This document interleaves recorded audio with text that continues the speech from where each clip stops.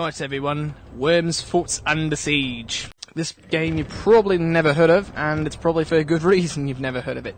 And a lot of you are going to say, so there is a Worms game that's not good? Yes, actually there's quite a lot of Worms games that are not very good.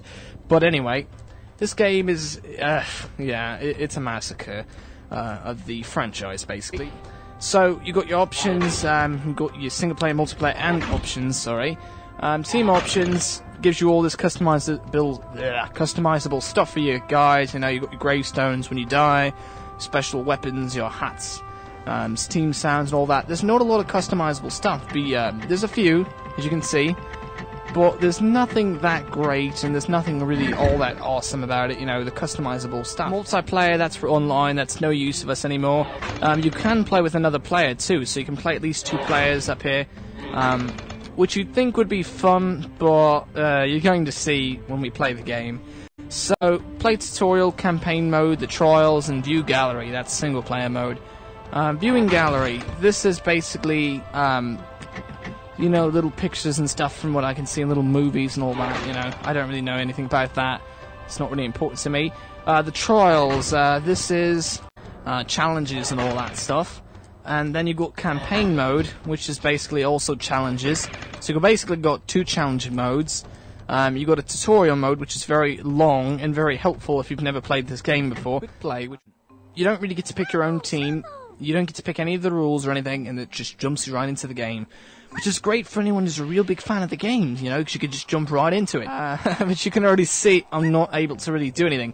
The controls in this game are stiffer than Jello. Yes, that made no sense. No, but they're extremely stiff, and you have to use the analog stick to move. You can't use the D-pad. Although you can use the D-pad to turn left and right, which makes no sense. And these little star things are pretty much useless for right now. The only thing they're good for is building. But basically, in the beginning of the game, you could either choose to build or you can move your troops out. I tend to move my troops out. Just like another Worms game, but in a 3-dimension.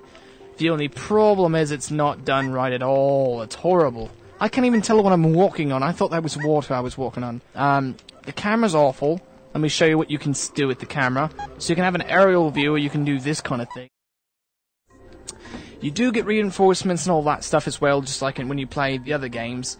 So you do get restocked and everything, and you get a chance to get stuff, you know, that you didn't already have. But you can see right now the computer is actually building, like, catapults and stuff, and building ways for me to get killed, basically. But even when they build it, the only time it's really useful is that the players that are in like complete view. Typically in a Worms game, you have to worry about the AI being bad. In this game, they're good. Which is bad because the game is bad and hard to see. So as you can see, he's a master. He's going to throw a grenade from the other side of the room, and yet still find a way to get close to hitting you. So you can also do this too, which lets you look around by pressing the R1 button, which is good. But it's delayed and it takes up a lot of time to see your other worms on the map, by the way, by doing such a thing like this. It's very helpful, I guess, but still not that helpful, and you can turn it around and stuff.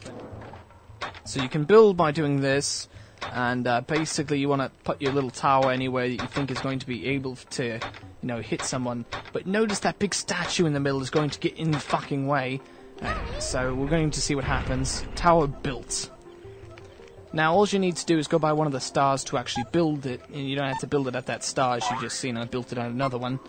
But pretty much that's the premise of this. The idea to Fortress Siege is basically to do what you would do in the new Fortress games for the Worms, the 2-dimensional ones, besides in 3D, which is destroy the other person's base.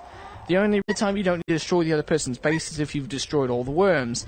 But if all the worms are left and you've destroyed the main base, then you win. That's basically the idea. Premise of the game, not bad at all. That is not the problem with this game. It's just the camera. The camera is your worst enemy in this game. You will never get past the camera. It is awful. There's a lot of different things in this game too. Like, as you can see, look how big the menu is. There's a lot of different things you can do. Very cool, very everything, you know, but believe me, it's not going to help in any way. The jetpack is hard to use. And when you jump, if you jump too far of a distance, you will have to lose your turn. The camera just moves against you, and it auto-moves, and it's horrible. It makes this game virtually unplayable. And this game will take a long time. Very boring game. It's so boring to play at a party, there's no one who's going to want to play this game with you. Even if they're a complete master at this game, it will take you forever. One of the cool things you can do in this game is you can climb up to any port in the game you really want to. Let me show you what I mean with the jetpack. Let me find the jetpack. Right here. Yes, sir. And you can see he's got his little helmet on and everything. Alright, come on, move forward, you asshole. God. It doesn't want to move forward. And you see how it's cheating me right now? Look, I'm pushing forward and it's not letting me go forward. Very, very stupid. There's no reason for it not to. I know how to play this game and it's not letting me. Even this, I'm able to walk on the thing that I thought I wasn't, which is like the sand. I'm even able to move on that. Alright, what's that little hole in the middle of it? I'm even able to sit right here. So I can jump on everything here. The Colosseum is the best way to really get the full idea of how much you can use the environment to your advantage. But be aware that the camera will, you know, ruin any chance you have to actually playing the game. This game is horrible, and it doesn't deserve any place in anyone's collection. What do I give Worms on a rating scale if I was going to? A 2.